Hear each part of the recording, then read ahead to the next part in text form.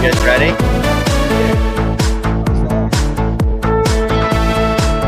All right, welcome to the PCA Next Gen Podcast. This is yours truly, Mikey Puckett from Seven Rivers in Florida. Also with Tim Malone from Cornerstone. Is it cold up there, or is it getting nice weather? It's nice. It's 70 today. 70 today. 70 degrees. I can tell you have gotten some sun, Tim. I know. If you're on the YouTube live with us, you can tune in and see Tim is getting some vitamin. Is it vitamin D? Is that the sun? It's vitamin D. Vitamin D. And then this voice that you're hearing is the Brad Robson in Memphis at IPC, Independent Presbyterian Church. I mean, PCA. PCA. That's right. Not the. We're not legitimately independent.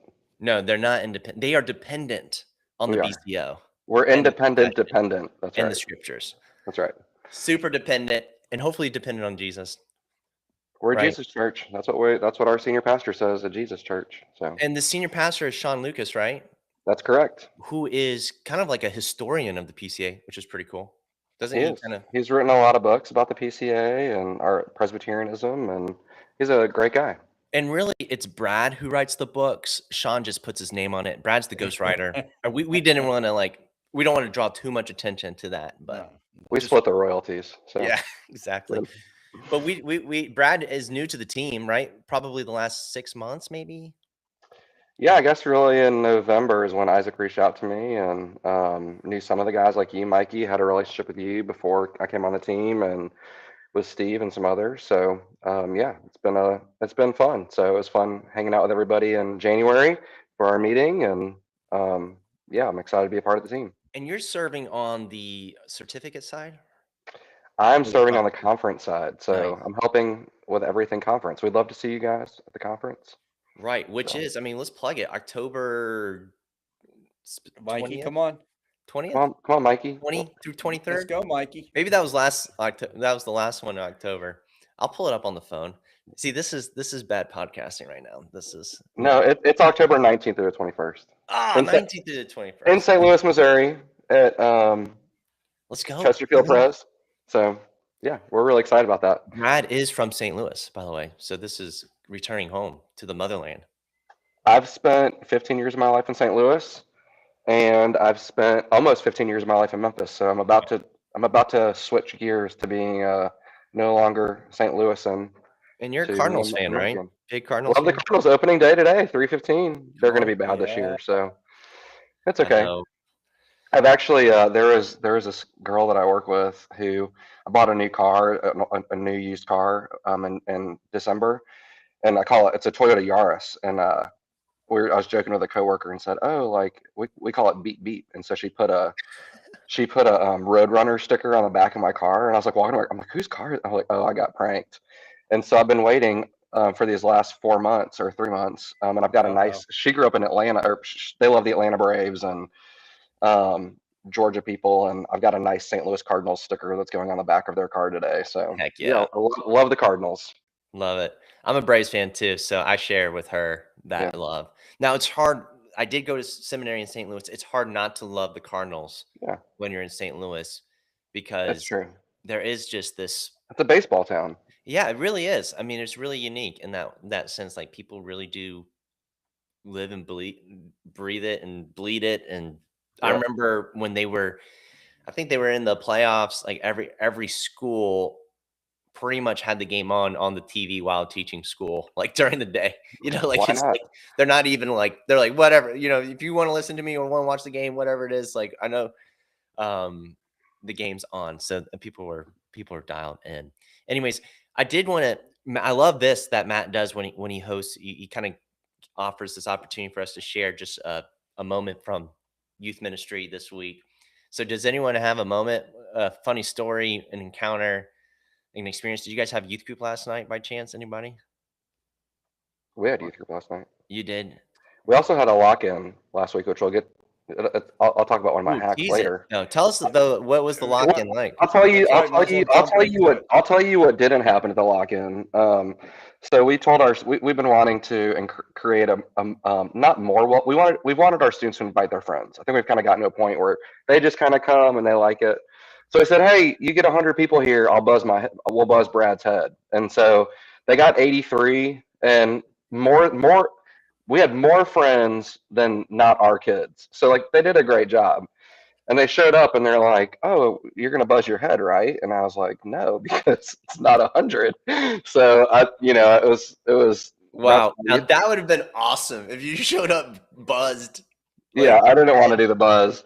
I would have done the buzz because it's getting hot in Memphis. However, some of the girls and parents were really disappointed because they said, "Oh, you said you'd buzz your head," and I said, "Well, I said let your yes be a yes and your no be a no. Like if I did this now, then like I'd just I'd get rolled. I'd just be used every time." So, anyways, I told some of the students who were upset, I was like, "Hey, right now, one shot, I'll buzz both of my legs in front of everybody," and they're like, "No, we want to see you with your head buzz," and I was like, "Nope, deal's off, we're done." So, try to teach them the art of a compromise, but it's okay. That's my youth ministry story from this week. We had a resident buzz. He had this beard. I mean, a beautiful beard. I mean, like rabbi-ish beard, and he's like 22 years old. Mm-hmm. And he, everyone would joke. I was older than him. I was the youth pastor. Everyone would joke that he was the youth pastor, or people would legitimately talk to him on camps and stuff. And I'd be like, I'm the guy, not the guy but he did look, age one. He shaved his whole beard, and I kid you not, by the end of the youth group, it was growing back. Like the specs, you know what I mean? Were like, coming through. It was insane. It was awesome. He wasn't lacking in the testosterone. No, not at all. Tim, you got anything, or do you want to? We can dive right in. I'm two things. One, I'm very impressed that Brad did not give in and let his yes be yes, because I definitely would have. I mean, that hair looks good. I would have. I appreciate Brad's willingness to stick to the number and not compromise, because I would have. You're 25, yeah, shave the head. You would have folded, Tim? I would have folded. So I'm very impressed by you, and I think you made the right choice. And then, Brad, I don't know if you know this, but we were talking about facial hair, Mikey and I, a couple months ago, and however much facial hair he has on his face is how well his relationship's going with his wife. And unfortunately, I'm seeing a fair amount of facial hair right there, Mikey. Does more hair equal not going well, or? Yes, essentially, that's the. Yes, he needs a clean shave. That means things are going well. So, Mikey, any updates on the family, the new baby? No, we are getting in a routine. A little bit of routine. The baby has like a kind of a bedtime. That's a key to success as a family. Bedtime success. So it seems like 8:30 is when he is ready to hit the hay for the night. So that is a win. Every now and then, get a little wake up in the evening, in the early mornings, but that's okay. He's a little guy. He's figuring it out. 4 months old. 4-month regression. It happens to all of us at some point. We wake up in the middle of the night. So we're in progress, but it does feel like we're coming out of the baby fog. That is a nice feeling. We have, of course, though, there's spring break this week, so the kids are all over the place, all week. So right when we're feeling like some routine, boom, spring break, and we're like, no routine, totally lost, all rhythm. So children, if you don't have kids, just know that children are creatures of habit. And when that habit is broken, it's the sky's the limit of what could possibly occur, in the day. So for instance, this morning, my son went into the garage and took a bottle of oil, like motor oil, and covered himself in it, and then walked through my house. And if you don't know anything about motor oil, it's impossible to get off like floors. You can't just like wipe it up like water. It is like hands and knees scrubbing. So that was right when we were trying to get out of the house. He's covered in it. We got to put him in the shower. It doesn't really come off of him either. His skin is like absorbing it, I think. And so we're trying to get it off of him, and I'm trying to get it off of the floor. It was a great moment. Highlight. Keep him away from fire today. That'd be good. I know. He boom, take off. Anyways, well, Brad, why don't you tell us a little bit about like your story and kind of how you got to where you're at? And even your family, Brad, talking about kids. Well, yeah, that'd be nice. Yeah. Yeah. You guys just threw a lot at me, so. I know. Yeah. So, I grew up in St. Louis, so I spent a lot of my years in St. Louis. However, my formative years, 8th grade through high school, I lived in Orlando. And then after I graduated from high school, our family moved back to St. Louis, and they bought a house 2 blocks away from the house that I grew up in. So, and then I went to college in Chicago, so I was there for 4 years. So I'd come back from time to time to St. Louis, and then I went to grad school in St. Louis. So a lot of my years were in St. Louis, but I really feel like my formative years were probably more in Orlando, and that's probably where I really was starting to think a lot about my faith. I grew up in the church. My dad was a ruling elder in the PCA, now in the EPC. And so we went to church. Our family went to church on Sundays. I went to youth group. But when we lived in Orlando, I have yet to meet someone who's kind of like, oh, I loved middle school. I loved the middle school years.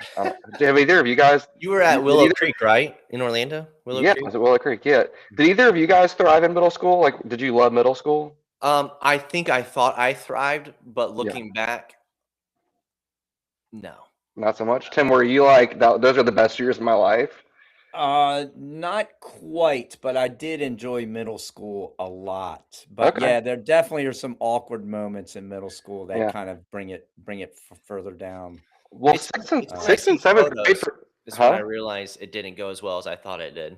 It's when I see like old photos. I'm like, oh, that. I wasn't as cool as I thought I was. But yeah, so like 6th and 7th grade in St. Louis, I mean, I had a few friends, but for the most part, I like dreaded going to school. Was always wondering, like, what does everybody think about me? I feel like a loser. And then we moved to Orlando. It was like everybody in Orlando like was cool. Like everyone was kind of like, a lot of people weren't from there, so it was kind of like this really transient place. And I went from having like a handful of friends to like just being like, oh, like I feel welcomed in this school, in this place. I went to a public school, and so I had a whole lot of friends that just weren't Christians. But I was also I loved having friends, right? And so there came a point like when I was in high school and the church that I was at, which was Willow Creek. What high school did you go to in Orlando? I went to Winter Springs High School. Okay. And really, there came a point in high school where I think I was just challenged through like youth group and church, and just okay, you can't have your feet in both places, right? Like most of my friends weren't Christians, didn't care about honoring Jesus. And then I kind of like wanted to be with them, but I also love being in our youth group. And I think I just had to make a decision. Am I going to choose Jesus, or am I going to choose this other way of life? And even though I struggled with sin in a lot of ways, I think that those are the formative times in my life where I really felt, like, okay, like Jesus loves me, and I need to be around his people. And so I think that my answer to like when I became a Christian is probably the same as a lot of people who grew up. Like I don't remember a day, I don't remember a time. And I went on a missions trip, and I think like that was kind of one of the times when I was like, okay, I need to choose how I'm going to live, and who I'm going to honor in my life. But I think like most people's, like I don't think that there was a time or a place. I think that God was good and he showed me grace. I struggled along the way, and there came a place and a time where I had to make a conscious decision to just, okay, like this is the life I'm going to live, and I'm going to go all in with church and with youth group and my friends and Jesus, and so that was kind of a big thing for me. So yeah, that's a little bit about how I came to Christ. Who was your youth pastor? His name was Frank Taylor. Yeah, I know Frank. Yeah, is that from like all the Southland stuff? Yeah, from the Southland stuff. Yeah. You and I probably ended up at camps together. How old are you? I'm 34. Okay, I'm 41, so maybe like probably not. Yeah, maybe not. But that's I did all those, like I did Camp Kalakwa and Southland, like did all those things, and I mean I remember Wayne Kerr. Yeah, dude. He was he does the Edge still, I think. He what? I think he still does the Edge. No, he hasn't done it though for the last few years because we go to the Edge. But I knew Wayne when he was like starting out, like back in the day. And as a 6th grader, he signed my tennis shoe. This was incredible. This was the highlight of my. This is where I thought I was so cool. Like I said, I thought, yes, the W. So I held my shoe and said, "Would you sign my disgusting tennis shoe?" And he did. Of course he would. Of course. So no, he didn't age for like a solid 20 years there. I feel like same hair, same blonde dye on the hair. So Yeah, and really, like, I mean, because I think when I got to this point where I was like in 11th grade, 12th grade, I'm like, what am I going to do with my life? And Frank Taylor is the one who was kind of like, hey, you should think about doing youth ministry. Like, you'd be great at it. And so I ended up going to a Christian college in Chicago, into Trinity Christian College, which is actually in its last semester. They're closing the school in Chicago, in Palos Heights. Dude, that's crazy. Do you know? I know the guy who interim CFO'd goes to our church Oh, for cool. Trinity, and sort of was trying to help them financially, but Okay. Yeah, I don't. obviously it seems like he failed at his job and Yeah. is closing his doors. So maybe he should be fired. But yeah, I went to Trinity in Chicago, and I went to a Christian school because I thought, like, oh, I could like do some ministry classes, theology classes, and then I could also do business. Because my thought with youth ministry was always like, okay, I'm going to do youth ministry for 5 or 6 years and then become a dinosaur, and like then I'll leave and go and make some money doing something else. And I started taking like business classes, and I like executive kind of things, business. I like those types of things, but I think I was just like, okay, I want to be all in to what I'm going to be doing. And so I just kind of shifted my gears in college and stopped doing some of the businessy kind of stuff and focused on church and theology. And so, yeah, that's kind of, it's kind of been cool to see how God's been faithful in my life. And I mean, I'm 41 now. I've been at our church in Memphis for, it'll be 15 years on June 10th. Wow. But yeah, it's been good. Yeah, I guess. Yeah, go ahead. Tim, were you going to say something? I was just going to say, before the podcast started, I just felt like an outsider. And now that you guys are like, oh, yeah, Orlando, yeah, Wayne Kirby. And I still feel like an outsider. But I'm listening and enjoying.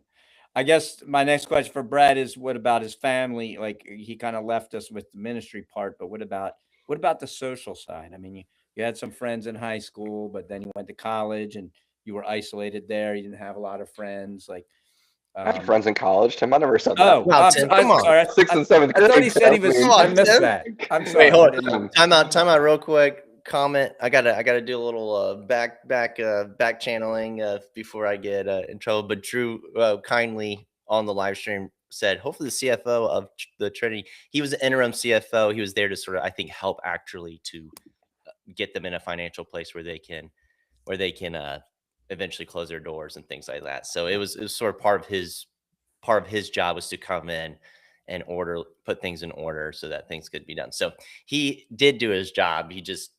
I made it seem like he didn't. So Mikey, you're getting us in trouble, man. I know. I don't want to get in trouble with anybody. So just disclaimer. Okay, sorry. Back to Brad not having friends in college. Yeah, I thought he said that. I'm sorry. I must have missed. I mean, do we have proof that Brad had friends? We don't know. I had friends in college. We don't really know. If you're a friend of Brad's, please call into the show right now. There's a few out there. Some verification on that. But when did you meet your honey? I mean, yeah. So my wife Ashley, we've been married for 16 years, going on 17. Wow. It's 2009, October 2009. So terrible at math. I think that's 16 years. Yeah, give or take. It'll be 17 in October. But yeah, so we actually, it's funny that we're going to talk about lock-in so much. So my wife actually, she started going to Good Shepherd in St. Louis when I was in college. And so we kind of missed each other because I'd come back a little bit for like January or December, and some summers I was back. And so we crossed paths a little bit, didn't really know each other. But when I came to Covenant Seminary and ended up going back to the church that I grew up at, Good Shepherd, to be a pastoral intern, we kind of got to meet each other. And our first real conversation was at a middle school lock-in at the church at like 2 a.m. when the kids were like amped up on caffeine and sugar, and we're kind of like, this is crazy, isn't it? And so it went from there to Starbucks to bowling to a hike, and then just kind of went on and on. So her name's Ashley. She works that it started at a lock-in. Started with a lock-in, man. You've been overly stimulated to the nines. You know, you're over there by the grape soda, pizza section, and you're like, hey. And you know Good Shepherd. I mean, we talked in one of those. We had like some Sega Genesis hooked up or something in our room. Like we were talking in the hallway, and it's like, this is fun. Can't wait for this to be over with. Brad's church, Good Shepherds, where I also was an intern, pastoral intern, and did the youth ministry there as well.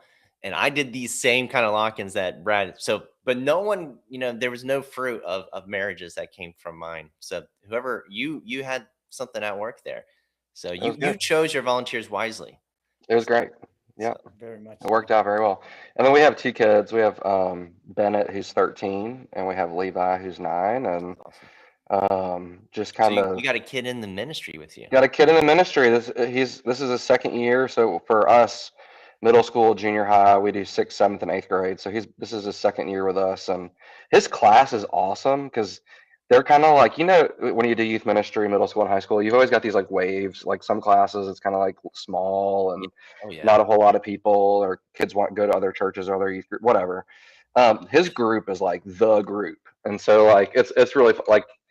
And I've tried, it's interesting now, like, because now I can look at parents and be like, I can say these things to you, not as like some 30-year-old guy who doesn't have any understanding about what you're going through, but like, I understand these things, and here's some perspective from my side of the aisle. So, it's been great in a lot of ways. So, but yeah, they're great kids. What's kept you in the ministry for so long? Because it's been 15 years, 17. How many years have you been doing youth ministry? So I've been in full-time vocational ministry for it'll be 16 years in June. Wow. So after Covenant Seminary, did a short stint at a church in Baltimore, and that was a hard experience. Now you're talking. Yeah, What church was that? Because I probably knew the guy there. Tell me. Yeah, come on, Tim. Sorry, Tim, you wouldn't know. No, it was Lock Raven, PCA, and that's right. We talked about this. Yeah, we talked about it. So it was a hard first place to go, but 17. It'll be 16 years full time. And I think to answer your question, I mean, like at least where I'm at IPC, and why I've been able to stay for so long. I mean, I just have like people around me that I love. Like, I have a great team of people who work with me in youth ministry, that are full-time staff, but also just at our church. I mean, my boss is like, he just wants what's best for me and cares about me and has my back. And, I think like in a lot of churches, people don't have those things. So like having a boss who, has you and has got your back and, will be with you, and tell you straight when you screw up or when you need to be, but also who will like take bullets for you. And so, I mean, I think like that's really enabled me to just stay in it for as long as I have. But I also too, I mean, I have other responsibilities in our church other than the youth stuff. And so I think that helps me too, like to be able to do some other things that I enjoy and have some other responsibilities. I think that, those things have given me a lot of joy too. So, I mean, I feel like I've got people around me who just want what's best for me and have given me opportunities to grow. And for instance, like being a part of this team, like some churches, some pastors would say, oh, that takes time. And well, I don't want your time to be spent like that. My boss was like, that's amazing. That's going to benefit us. Like, go and do it. Like, so every opportunity I've had like this or other things, it's always just been like yes, how can I support you? What do you need? And so I think like being in ministry, you really want to be in a place where, you have a good relationship with the other people in your church, but also, the people who you report to know what you're doing and have your back. And I love my job. I love the people that I work with. I love the church that I'm at. And I think that there's a lot of places that aren't like what I have. So. Yeah, I'll just echo that. Like just being part of a team where people resource student ministry, where people are passionate about it, care about it, from the volunteers to just even the old people, the retirees or whoever's part of your church, kind of understanding like kids matter and their lives matter and investing in that. I think it's just, I mean, when you find a place like that, like it does help a ton because I mean, there's ups and downs in ministry. I mean, just period. But then like Tim, I think you've been at the same place for a while too, right? That is correct. So, yes. I mean, and maybe you have something similar of an experience, but just being here at Seven Rivers, not even close to 17 years, just 9 years has just been the greatest gift of like every day I go to work, super excited because I'm around some of the greatest people ever. I get super sad when they leave too. Like they go take other jobs or like, you know what I mean? It's just like, no, you just want to hold on to these people forever, or the volunteers, like they move away, things like that. But it's been it's a gift. I mean, it does keep you in the game. I tell that to volunteers too. Like, hey, like you guys really show us and do a ministry to us. You might be thinking you're serving kids, which you are, but like really what you're doing is you're really showing us like the body, of Christ and Jesus. I just want to be around that. So it's really cool. Yeah, Tim, do you have any someone? Oh, go ahead, Brad. Yeah, I was just to say too, like I feel like in a lot of ways, like 9 years, Mikey. Tim, how long have you been at your church? 24. 24. I mean, that means you're pretty old, Tim. I think, right? Yeah, we've talked. What's your age? We've shared our age, but Yeah, you didn't. You were quiet at that part. Sorry, go ahead. No, yeah. I mean, I feel like it's kind of an anomaly for people to be at a church like youth workers to be at a church for as long as we've been at churches. And I just think there's legitimate reasons that people leave a church, obviously, right? Like, I mean, I totally get. So if someone's listening and they've been in a place where, I get it. I was at a church for 11 months and had to move on. There's legitimate reasons to leave a church to look for a new job. But like my advice, like if you're in a place where people support you, have your back, it's worth it to stay for the long haul, because I do feel like having the stability, having the relational connection. Like, there are kids in my youth ministry that are 18 that were in the nursery when I came to our church. So it's cool to like have a relationship that spans that length of time, because you get to be with people in the ups and the downs. And, there's a lot of benefit to doing ministry in one place for a long time. What's the average youth worker stay at a church for 18 months or something like that? So. It's just, seriously, you're not going to do it's. So we moved our house 3 years ago, and it was like the worst. Like, I hated moving, it's kind of like, I couldn't imagine having to church hop from one church to another. Like I feel like doing that 2 or 3 times after bad experiences or whatever, it would just be extremely exhausting emotionally. And so I think that there's a lot of benefit to being in one place over an extended period of time. But you have to have people who support you. You've got to have a good team. You got to have people who care about you, because those things are essential. If you don't have those things, it's going to be hard to stay in a place for a long period of time. Right. Yeah, and I just echo that. And I remember I came into ministry with another guy, same presbytery, similar sized churches, and he was gone within 2 years just because of the leadership there. So for those of you out there who like want to stay in a church for a long time but haven't been able to, we remember that the Lord's in control, and sometimes he has to move you out and bring you to a new place.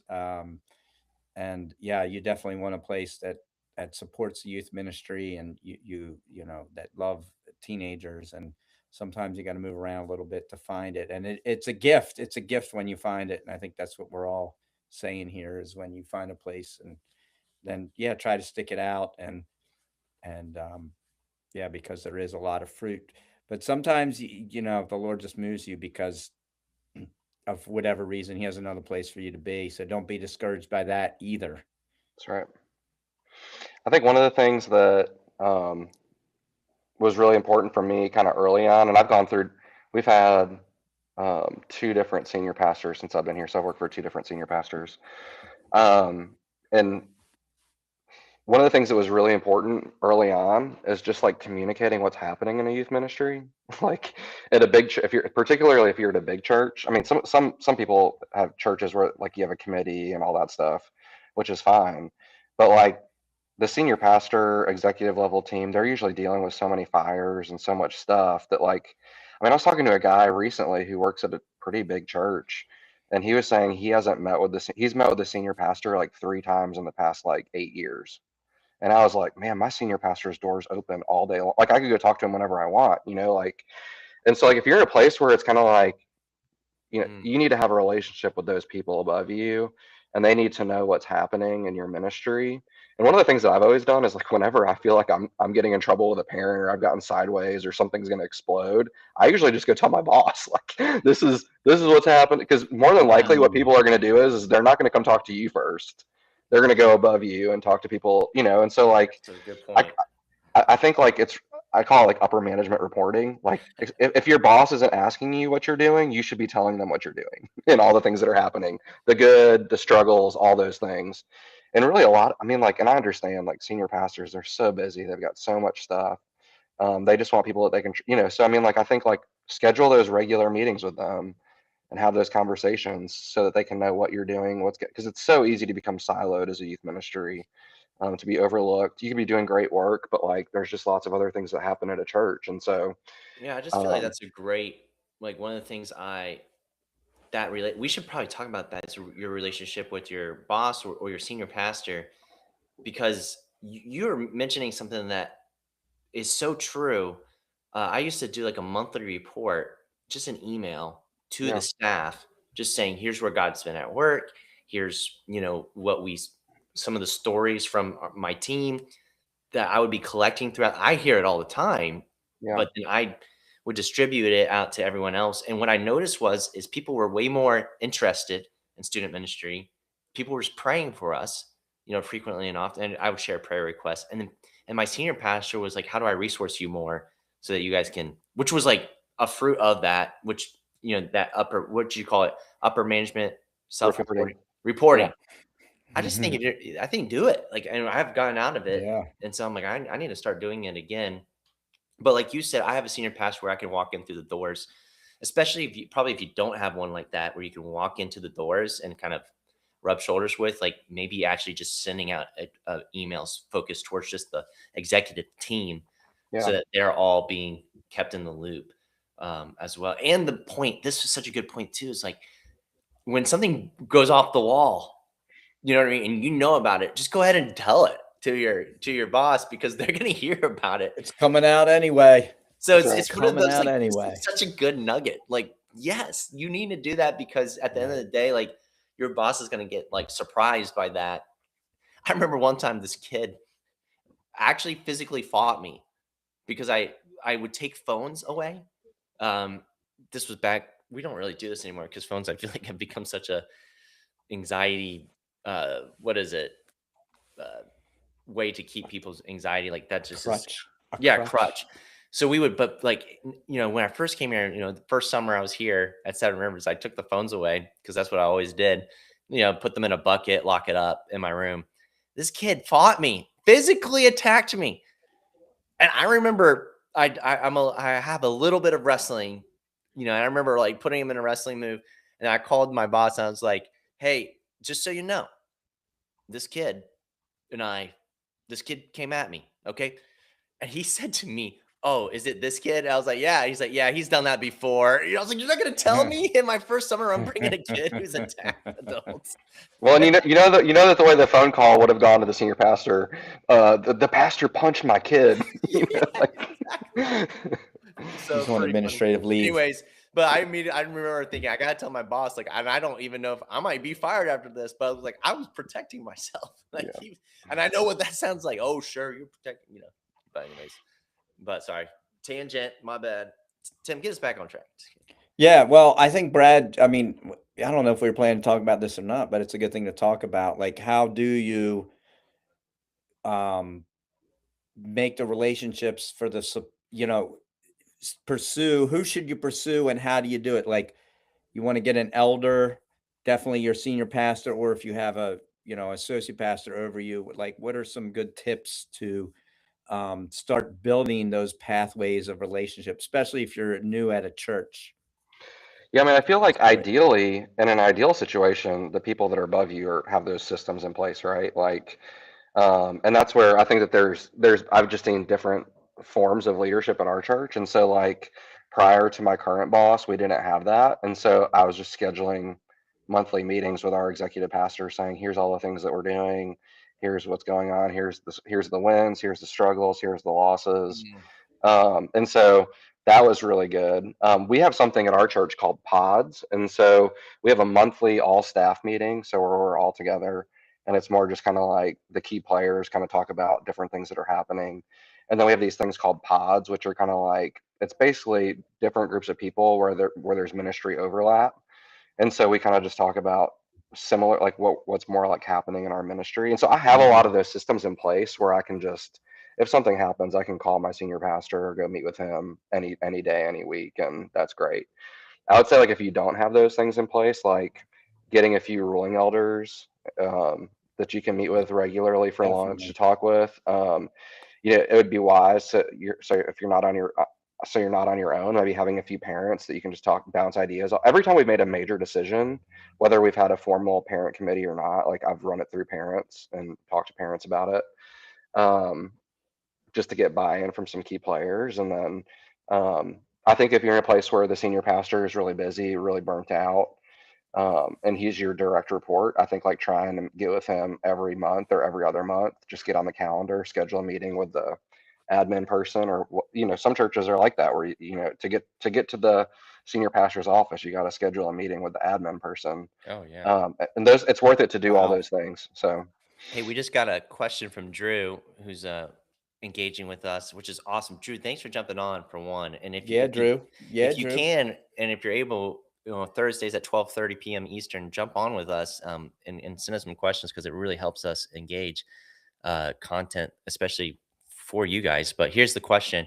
How often are your messages or even youth group supervised by a boss or elder in order to receiving feedback and coaching? I think that's a great question. I'm assuming not often, at least for me. I don't frequently ever have someone coming in, which is kind of what you're saying, Brad, is like, even if the system's not in place, like there's a little bit of this element of like, we should be giving feedback upstream, like, hey, like this is what's going on, because they aren't necessarily engaging, coming to youth group, evaluating the youth group, coming to your message and saying, hey, there's a few things that you're kind of missing, when you share the gospel, or you kind of come across this way, or giving you any sort of feedback like that. I think sometimes, like us youth pastors, what we love most about youth ministry is that it is somewhat unsupervised, because no one wants to do that work. No one wants to come to the lock-in and stay out all night. That's right. So I'm pro. I would have no like, our doors in our ministry are always open. So like if my boss wanted to come on a Wednesday night, like that's great. And I'd even ask him what he thought afterwards. But to me, I think the best way to get feedback is not to necessarily invite those people in, because I think like sometimes when people who aren't a part of the ministry come into a setting like that, it changes the vibe, like just kind of and then even just like, I remember people who've worked for me in the past, like the first time they teach in front of me, they're just like sweating bullets, So I mean, I think like even if your senior pastor came on a Wednesday night, or some ruling elders, and you haven't taught a lot, you feel that pressure, so you may not. I would ask the people who are your leaders in your youth group, like if you have high school leaders who are like, hey, what do you think about my teaching? What could I do better? What do I do well? If you have like small group leaders who are around on a regular basis, or just people who help out on Wednesday nights, like ask your leaders for feedback, because those are going to be the best. I value feedback from everybody, and I care what my boss thinks. But I would care about the people who see me on a day in, day out, kind of like regular routine, because I think they're seeing the real me. So, and sometimes I like asking, if you have like a servant team or a student team, like sitting down with them and saying to them, and asking those people like, hey, what about youth group do you want to change, or what would you want? Like, because they're on that team, they're serving and leading, they're doing all the work. They want to bring their friends and be like, how do we make youth group a place where you want to bring your friends? Like, is it this? Do I do something that kind of like it's because there's so many also trends too in youth ministry. It's always changing. It's like, am I doing something specifically that's offensive? Whatever it may be, it's very likely. It's very likely. To still play Chubby Bunny? I mean, is it still cool? Like, is Chubby Bunny, or is that canceled? Has that been canceled? I think it's been canceled. I think people have died. I don't think you can do that anymore. Very much from doing Chubby Bunny, which is tragic. Anyways, but great question. Thanks, Drew, so much. Yeah, it's a good question, and Brad, that was a great answer. Because I agree. You probably don't want like some ruling elder to come in to give you feedback on teaching, and somebody doesn't really understand youth ministry. Get your volunteers. That's really good. And I do want to mention that I just got a gluten-free homemade snickerdoodle cookie, and it would be delicious if it wasn't probably gluten-free. Oh, it's so good, man. It's so good. Have you ever, when was the last time you had gluten, Tim? I think I told you the story on the air when pizza was coming out of my nose. Oh yes, that's right. So how many? I mean, you could, at the conference in St. Louis, if you want to pull a prank on me and go, hey, here's some gluten-free food, here's my and you question. can watch and see what happens. Are you at the phase, like if you were to eat gluten, you'd be like, this is gross? or is gluten still like in your mind, like something with gluten, like that cookie? Like let's say a snickerdoodle cookie. Are you like, yeah, like that's gonna be way better? Or are you like you're into the gluten free completely? Like No, I'm choosing not. I mean, gluten-free if you had a I choice. have to be into it because I have celiac disease. But Right. no, if I could eat a real piece of pizza or have some real bread, some fresh, I'd love to have it, but I can't.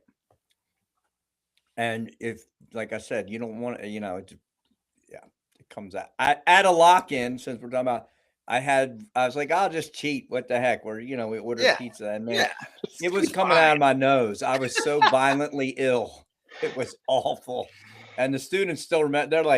They're like your age now, Mikey. And they're like, oh, remember that time? You ate The pizza?" theme of this podcast is lock-in, man. Like you should It is. lock We it should get to and do that. more lock-ins. Yeah. Brad, why don't Yeah. Let's get Brad, because he wanted to talk about lock-ins, and he has a good hack for that. So let's and then we can all share experiences with lock-ins. Do people even do lock-ins anymore? Yeah, we used to do lock-ins. We used to do the all-nighters. Like drop off at 8 o'clock. So it's past tense. You don't do past tense. It's been killed. Don't be afraid of Don't be afraid of killing things in ministry. So that's the line.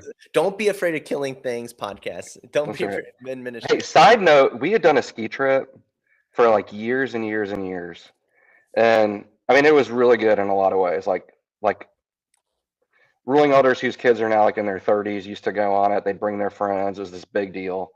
But the two people that worked in senior high that were before me, every single one of them wanted to kill the ski trip. So when I moved from junior high to overseeing our whole thing at IPC, my first order of business was killing the ski trip. Everybody said they wanted to do it. Nobody would do it. And there's a way you got to do it. There's process, and you just don't want to be like, oh, I'm making a decision on my own. And what happened was like we ended up being able to make RYM a lot cheaper. We weren't giving out like this massive subsidy of church money to people that were never going to show up again to our church. So there's just lots of strategic reasons why it made sense to end this thing. And so followed the process. And then like once we ended it, everyone was like, I had parents, like no one was upset with me. I did not hear any negative feedback. I heard so many people come and say thank you, because it created this division in our youth group, like the kids that could go and the kids that couldn't. And so anyways, long story short, don't be afraid to kill things like a ski trip, or change how you do a lock-in. So we had done these lock-ins 8 o'clock at night till 8 in the morning, all night activities, and my theory is like nothing really good happens at one of those kinds of lock-ins, other than you might meet your future wife. Yeah, which I mean, hey, but we ended up we now do something called Junior High 360, and it's all the fun that you can have at a lock-in in 6 hours. So 60 minutes, 6 hours, 360. Is that right? I think that works. That's a great rebrand. And so we the kids come at 4:30. We send them home at 10:30, and then they get to go do slumber parties, or I don't know what happens after they all leave. But I know that I'm sleeping in my own bed. I know that I'll be fine for ministry the next day. But anyways, that's my hack. Don't be afraid to kill things. Don't be afraid to change things. Don't be afraid to try things new, because I think what happens in ministry, and I'm not a big fan of change. But like you could do the same thing for 15 years and never switch anything up. And that's just not good ministry. Like things change, people change, your group changes. You need to be thinking and adapting. So that's one of my thoughts. I love that hack. Drew throughout this story, he had 120 kids at a lock-in, which is nuts. One outreach kid walked home, which I mean, I'm assuming outreach kid is a kid that's not part of the, just kind of a first time coming. He was out of reach, Mike. I think out of reach. And he literally was out of reach. He walked home, and we didn't know for an hour where he was. Drove everywhere to find him. This is what he says. Parents came in the morning to pick up and didn't know he was home in bed. Like the fact that the parents, their kid is in bed. They leave the house with their kid in bed to go pick up their child and are like, where's our son?